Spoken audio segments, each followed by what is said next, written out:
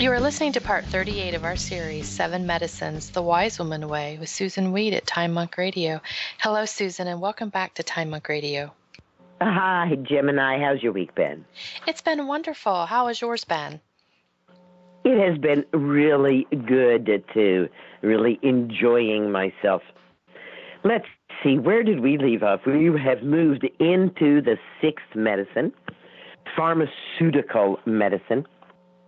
And we're on the side of the Great Divide where we have to remember that our choices here can have really devastating consequences.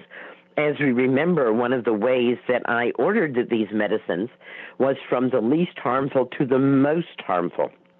And so when we get to the 6th medicine and the 7th medicine, then we know that we are in very dangerous territory. You may have been surprised last week to hear some of the life-threatening things that can happen, especially to women, from taking common drugs that are frequently prescribed. This week, I want to dip into a book by one of my favorite authors. His name is Stephen Herod Buhner. That's Buhner. And I really love Stephen as a person, and I really am thrilled to have his books. He's a fabulous writer and just a remarkable herbalist. And his book, Herbal Antibiotics, Natural Alternatives for Treating Drug-Resistant Bacteria, is a book that I would encourage everyone to own. So let's start here at the beginning. In 1942, the world's entire supply of penicillin, the only antibiotic made at that point, was 64 pounds. Okay?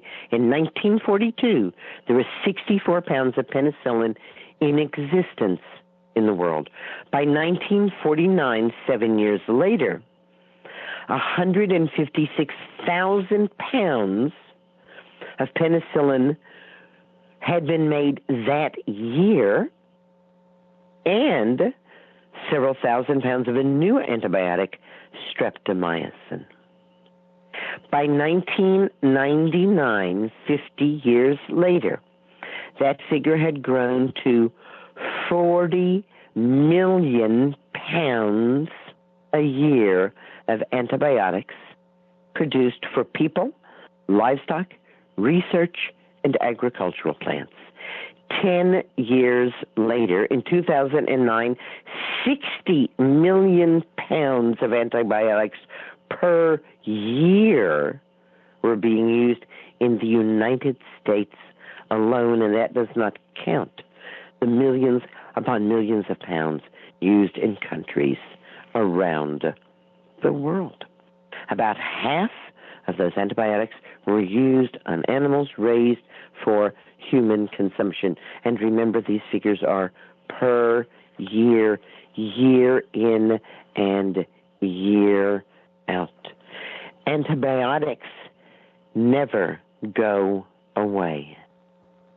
Antibiotics are excreted in their millions of pounds from millions of patients who go to hospitals each year. Expired antibiotics are thrown into the garbage. All of the antibiotics that are made end up one way or another in the environment. They travel through the water to treatment plants and pass unchanged into the world's water supply. A very odd thing happened to me as I read Stephen Buhner's book on herbal antibiotics and what's happening with antibiotics. I became completely blasé about taking antibiotics or people taking antibiotics because I realized we are all taking antibiotics all the time anyhow. 60 million pounds of antibiotics every year put into the world's water supply, and it doesn't go away. There is no way to make it go away. That's staggering, Susan. Those Isn't numbers. It? Yes, absolutely. Yeah. Antibiotics can only be destroyed by extremely high temperatures or long exposure to ultraviolet light. The worldwide environmental impact over the past 65 years of such huge quantities of antibiotics has, and I quote Stephen, initiated the most pervasive impact on the Earth's bacterial underpinning since oxygen-generating bacteria supplanted methanogens 2.5 billion years ago. It has, in fact, stimulated evolutionary changes that are unparalleled in recorded biologic history.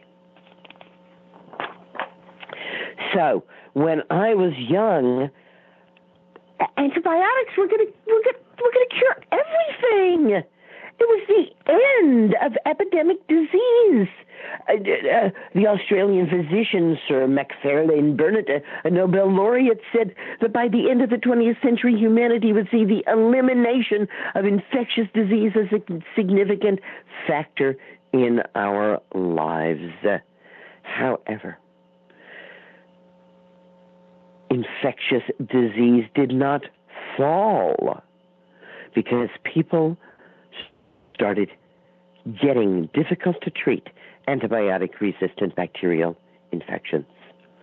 By 1997, 3 million people a year had antibiotic-resistant infections.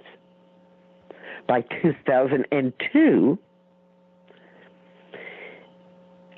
it was almost 5 million people a year, and the Center for Disease Control estimated that 100,000 were dying per year. In fact, the number of people who die from hospital-acquired infections is certainly greater than 100,000 a year now, according to Brad Spellberg of the Infectious Diseases Society of America. Researcher Mark Lappé declared in his book, When Antibiotics Fail, the period once euphemistically called the age of miracle drugs is dead. As early as 1929, Alexander Fleming noted that bacteria could become resistant to the drug that he had discovered. And in a 1945 New York Times interview, he warned that improper use of penicillin would inevitably lead to the development of resistant bacteria. At the time of his interview in 1945, about 14% of Staphylococcus aureus bacteria were resistant to penicillin. By 1953, 64 to 80% of the Staphylococcus aureus bacteria tested were resistant to both penicillin, tetracycline, and erythromycin. In 1995, 95% of all Staphylococcus bacteria tested were resistant to virtually all antibiotics. Wow. My goodness. 54 years from the commercial production of antibiotics to the first staph strain resistant to all antibiotics started killing people. It was a sweet period of believing that we had gotten everything settled. Stephen says, it wasn't until 2002 that I saw my first resistant staph infection outside a hospital. Now, the calls and emails are nearly constant. These used to be called hospital-induced infections. They have now leaped out of hospitals and are infecting people everywhere. Remember, says Stephen, that all life on Earth is highly intelligent and very, very adaptable. Bacteria are the oldest forms of life on this planet, and they are very wise. Our world is filled with antibacterial substances produced by fungi and plants, and bacteria have learned how to respond to these substances a long, long time ago. And matter of fact, Because bacteria are the oldest of living organisms. They have been subjected to these kinds of challenges for over 3 billion years. They have evolved in harsh environments and have selected themselves to be able to withstand all kinds of assaults. Most of the antibiotics originally developed for human use have come from fungi, and fungi that bacteria have known for a very, very long time. Bacteria live a lot more quickly than we do. There's a new generation of bacteria every 20 minutes in many species. This is 500,000 times faster than we live. And bacteria can do a lot of things with antibiotics. They can decrease the amount of antibiotic that gets into them. They can alter their internal structure so they aren't affected by the antibiotic. They can degrade the antibiotic, destroy the antibiotic. They can create enzymes that change the antibiotic. They can remove the antibiotic from their cells with an efflux pump. And they can actually learn to live and prosper by using the antibiotic as food. Once a bacterium has developed a method for countering an antibiotic, it begins to pass this knowledge on to all other bacteria at an extremely rapid rate. In fact, bacteria communicate across bacterial species lines. And the first thing that they share when they get together to talk is how to resist the things that are trying to kill them. Antibiotics have actions similar to pheromones. They act as chemical attractants and literally pull bacteria to them. Once in the presence of an antibiotic, a bacterium's learning rate immediately increases by several orders of magnitude. Tetracycline, even in extremely low doses, in fact, especially in low doses, stimulates from 100 to 1,000 times the transfer, mobilization, and movement of information from bacteria to bacteria. And treatment of acne and fattening of industrial farm animals involves low doses of tetracycline, often given over years and years and years. And yes, all water supplies in industrialized countries are now contaminated with tetracycline. The more antibiotics that are in our water, the faster the bacteria learn. In fact, bacteria have been found to anticipate the creation of antibiotics that we haven't even thought of yet. Bacteria are teaching themselves how to become more virulent, how to make their diseases stronger by sharing virulence factors among themselves through the same mechanisms that they use to share resistance information. Heavy antibiotic use causes immediate bacterial congregation, rapid learning, and a cascade of resistance information throughout the microbial community. The gene pool of information is readily accessible to all bacteria. In spite of the apparent cleanliness of hospitals, there is no place on earth that contains more dangerous bacteria. It turns out that antibiotics often damage bacterial DNA by boosting free radical oxygen molecules in the bacteria. Once that occurs, the bacteria immediately begins to repair the damage. And when it does that, it literally reconstructs its genetic material so that it will be resistant to that damage in the future. Since the damaging event is not the antibiotic itself, but the free radicals, the bacteria thus become resistant not to a specific antibiotic, but to the action of a great many different antibiotics. Well, we have really painted ourselves into quite the corner, haven't we? It sure sounds like it. Kind of scary. Very. Yeah. Factory farms, the story gets worse. One of the early pioneers in antibiotic resistance, Stuart Levy, who runs the Center for Adaptation Genetics and Drug Resistance at Tufts University, took 6 groups of chickens and put them 50 to a cage. 4 cages were in a barn, 2 cages were outside the barn. Half the chickens received food containing subtherapeutic doses of oxytetracycline, that's an antibiotic. Within 24 to 36 hours of eating the first batch of food containing this very small dose of oxytetracycline, the feces of the chickens showed E. coli resistant bacteria.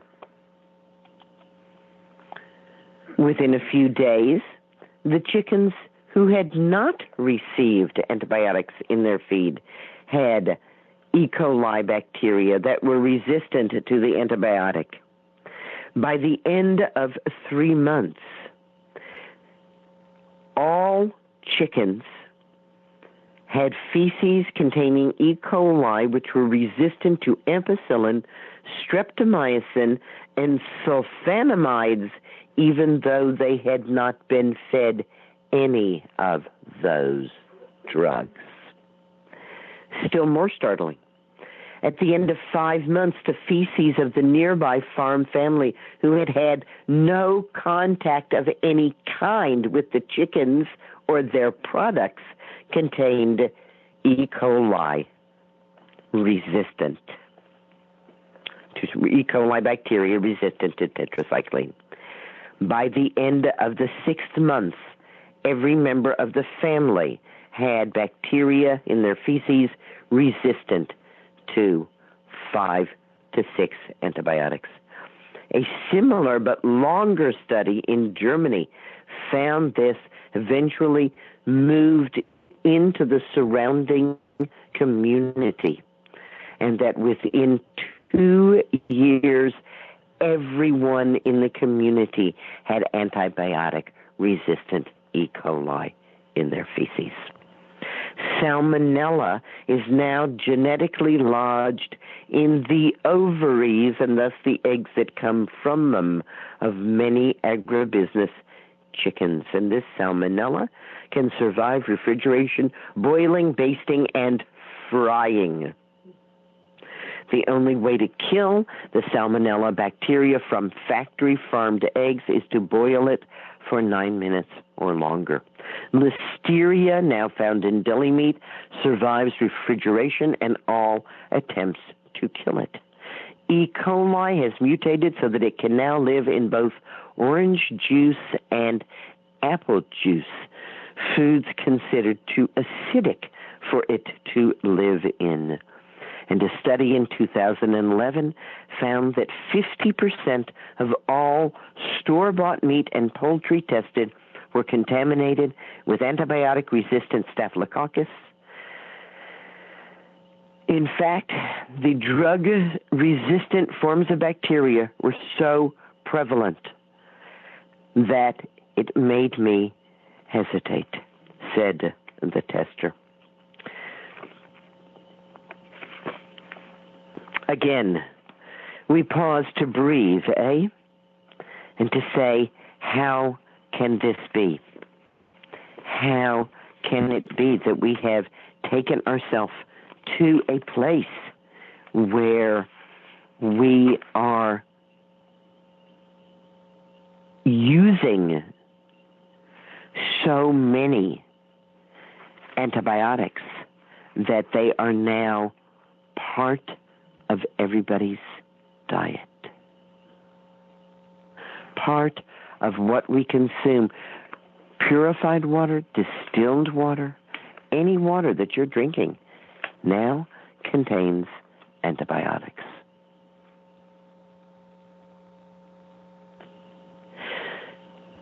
So we remember back to the last show. In the last show, I read from an article by an MD who said, say no to antibiotics, and gave you more than half a dozen situations in which You should say no to antibiotics. Say no for urinary tract infections. Say no for sinus infections. Say no for respiratory tract infections. Say no for eye infections. Say no for eczema. Say no for ear infections. And say no for prophylactic use. Remember that antibiotics don't prevent infection. Antibiotics treat it. So if you are prescribed antibiotics to help prevent an infection, that's another good time to just say no. While we're talking about antibiotics, let me share with you that the rules for using antibiotics have changed and changed radically. First of all, doctors used to be afraid that if you took some kind of probiotic, say yogurt, while you were taking the antibiotics, that it wouldn't work. We now know better. We now know that you're going to stay a lot healthier. Your gut flora is going to be a lot healthier if you consistently take yogurt with your antibiotic. Yes, you can actually take it at the very same time, certainly on the same day.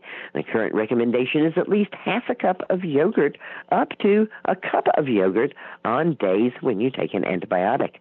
And the shocking, surprising, new understanding is when you're taking an antibiotic and the symptoms are gone, stop taking the antibiotic.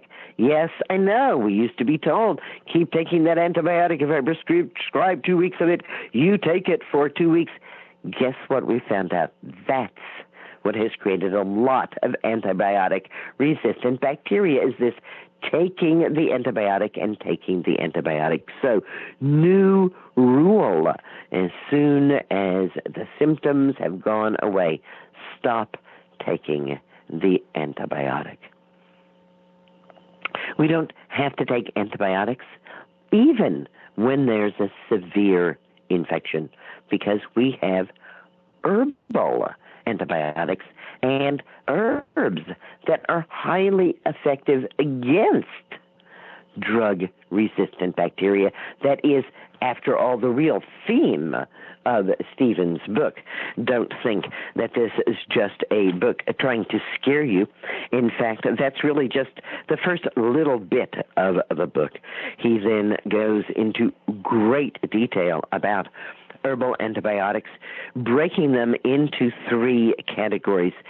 Systemic antibiotics, in other words, antibiotics that you would take that would be somewhat like the drug antibiotics that you're used to, that you take them orally and they have strong effects throughout your entire system.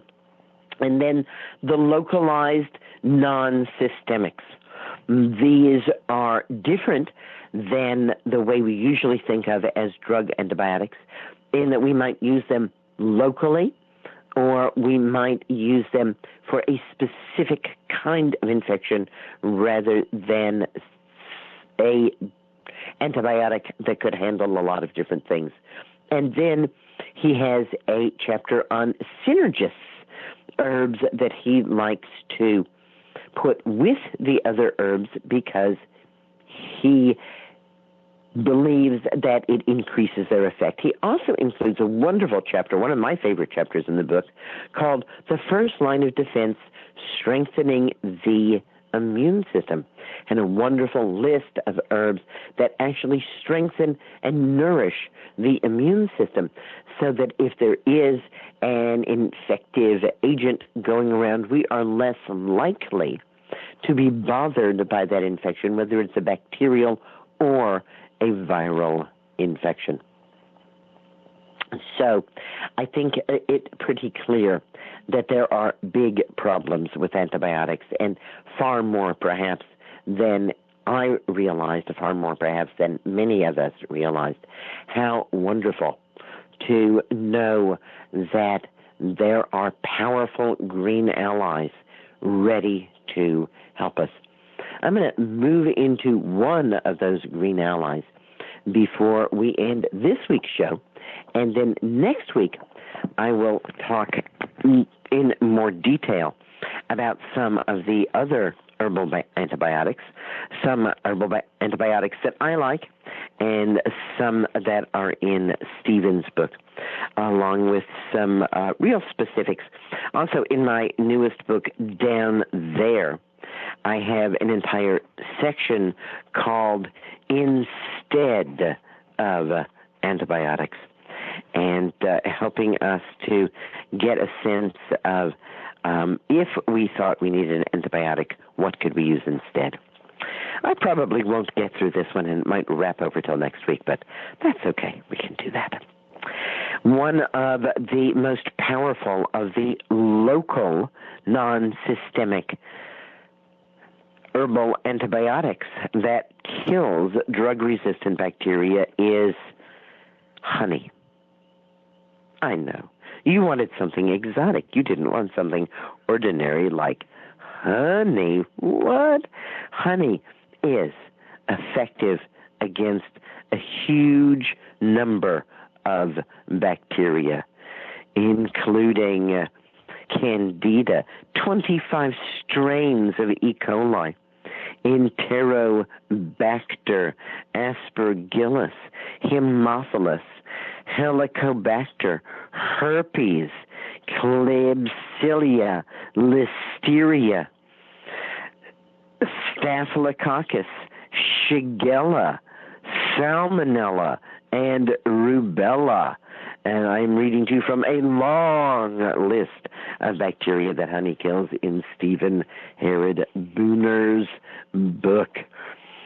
Honey is now medically accepted, and you can go into a drugstore and buy bandages infused with honey for healing wounds. Those are also available in hospitals.